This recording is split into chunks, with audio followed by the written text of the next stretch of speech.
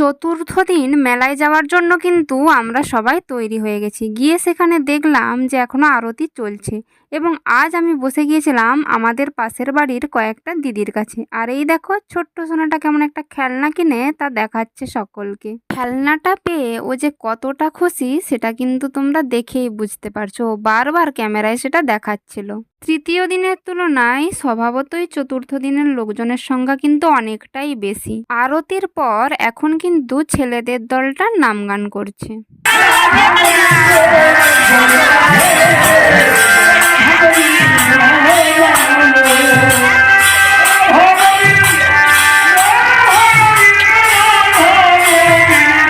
এরপরেই কিন্তু মেয়েদের নাচের দলটা এখানে নাম গান করতে আসবে। দেখো এরা কিন্তু চলেও এসেছে।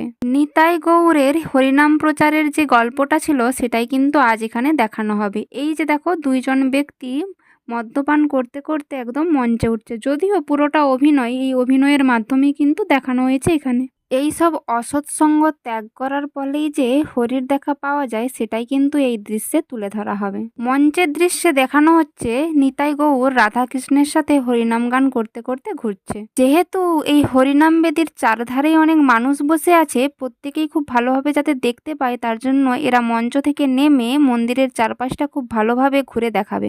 আর যেই দুই ব্যক্তি এইভাবে মদ্যপান করার অভিনয়টা করছে ওনারা আসলে অন্য কেউ নয়, জগাই আর মাধাই। আচ্ছা, তোমরা কারা কারা এই জগাই মাধাইয়ের গল্পটা জানো কমেন্টে জানিও তো। আর যারা জানো না তারাও কিন্তু জানিও। আচ্ছা ঠিক আছে, যারা জানো না তাদের জন্য আমি সংক্ষেপে কিন্তু গল্পটা বলে দিচ্ছি। 1500 শতকে নবদ্বীপে শ্রী চৈতন্যদেব জন্মগ্রহণ করেন। তখন সমাজে কুসংস্কার, অন্যায় আর ভেদাভেদ ছিল খুবই বেশি। ঠিক সেই সময়েই মহাপ্রভু সবাইকে এক করার জন্য হরিনাম সংকীর্তন শুরু করেন। তিনি ও নিত্যানন্দ প্রভু সবার ঘরে ঘরে গিয়ে গিয়ে বলতেন, হরে কৃষ্ণ কৃষ্ণ কৃষ্ণ হরে হরে, হরে রাম রাম রাম হরে হরে। নিতাই গৌর বলতেন এই হরিনাম জপ করলে কিন্তু মানুষের মধ্যে দুঃখ কষ্ট দূর হবে, মন পবিত্র হবে, এমনকি ভগবানের কৃপাও লাভ করতে পারবে। ঠিক তখনই আসে এই জগাই মাধাইয়ের ঘটনাটি। একবার এই দুই দুষ্ট ব্যক্তি জগাই এবং মাধাই নিতাই প্রভুকে একদম আঘাত করে বসেন। এই মদ্যপান করে আঘাত করার পর নিতাই মহাপ্রভু কিন্তু কোনো প্রকার রাগ না করে বরং তাদের ক্ষমাই করে দিয়েছিলেন। পরবর্তীতে তারা নিজেদের ভুল বুঝতে পারে এবং অনুতপ্ত হয়। এরপর থেকে তারা কিন্তু নিজেরাও হরিনামে আসক্ত হয়ে পড়েন। এর থেকেই প্রমাণ হয় হরিনাম কিন্তু মানুষের মধ্যে থেকে রাগ ক্ষোভ দূর করে মনে ভালোবাসার সঞ্চার করতে সক্ষম হয়। সেই কাহিনীটাই এখানে তুলে ধরা হয়েছে। এতক্ষণ ধরে তো সাক্ষ্য আমাদের তার নতুন খেলনাটা দেখাচ্ছিল, কিন্তু যেই না জগাই মাধাই মঞ্চে ওঠার জন্য অভিনয় শুরু করেছে সে অমনি জুতোগুলো হাতে নিয়ে একদম প্রাণপণে বাড়ি পালানোর জন্য প্রস্তুত হয়ে পড়েছে। অনেকেই অনেক বুঝিয়েও তাকে কিন্তু কোলের মধ্যে বসিয়ে রাখতে পারেনি। সে কেঁদেই চলছিল যে জগাই মাথায় নাকি তাকে ধরে ফেলবে। কিছু কিছু দর্শক এই অভিনয় দেখা বাদ দিয়ে এই সাক্ষ্যকে দেখছিল।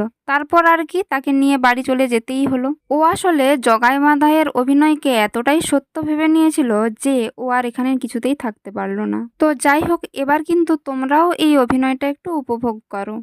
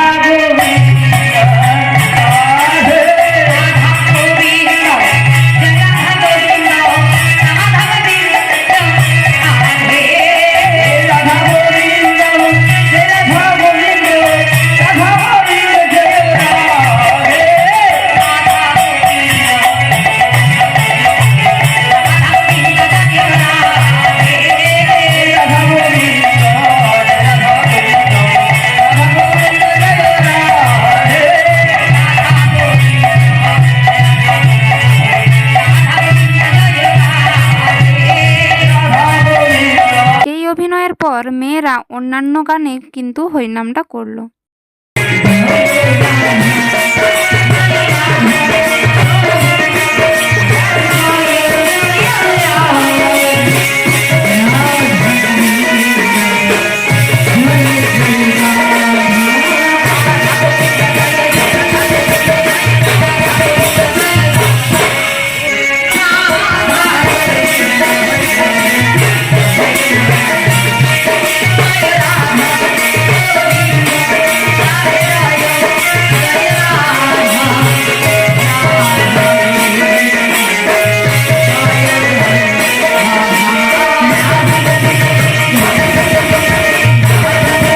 এরপর আমরাও কিন্তু আর অপেক্ষা করলাম না, যেহেতু অনেকেই বাড়ি ফিরে গেছে তাই আমরাও বাড়ির উদ্দেশ্যে রওনা হলাম। তবে আজ কিন্তু আমরা একারা বাড়ি ফিরছি না, আমাদের সাথে ফিরছে আমাদের গ্রামের আরও কিছু মানুষজন। আর এই আমার 2 বোন, জানি না কি মনে হলো ওরা এইভাবে হাঁটতে শুরু করলো। তো তোমাদের আমার এই ভিডিওটা কেমন লাগলো অবশ্যই কিন্তু কমেন্ট করে জানিও। যদি আমার এই ভিডিওটা ভালো লাগে অবশ্যই লাইক, কমেন্ট, শেয়ার ও সাবস্ক্রাইব করতে ভুলো না। আজ এটুকুই, দেখা হচ্ছে পরের কোনো ভিডিওতে।